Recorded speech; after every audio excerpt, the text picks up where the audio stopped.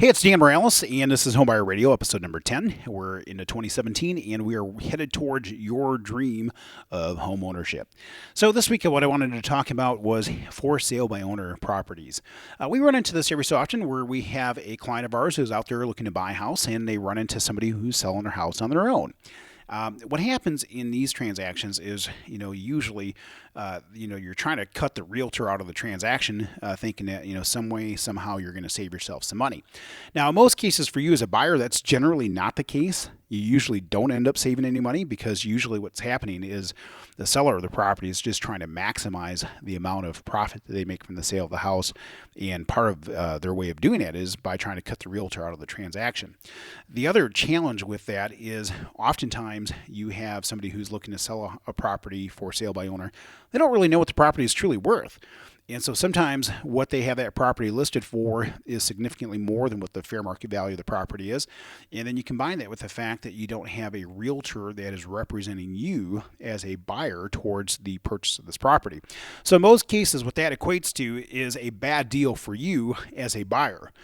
Typically, when you have a realtor that's representing you as a buyer's agent, normally that realtor is going to, do some due diligence to make sure that any property that you're looking at buying, you're paying a fair market price, and they're going to negotiate to try to protect your interest. When you are negotiating with the seller, you're dealing with the seller, and in most cases, both the seller and yourself, you're novices. You're not. This isn't what you do day in and day out, and you may or may not be paying a fair market value for that property. In many cases, I feel like we see a lot of times where folks are paying too much. In addition to that, I've seen a number of transactions where the purchase agreement was written in such a way that it was highly unfavorable for our clients who are buying the property. And once you've entered into that legally binding contract, it's hard to unwind some of that stuff after the fact.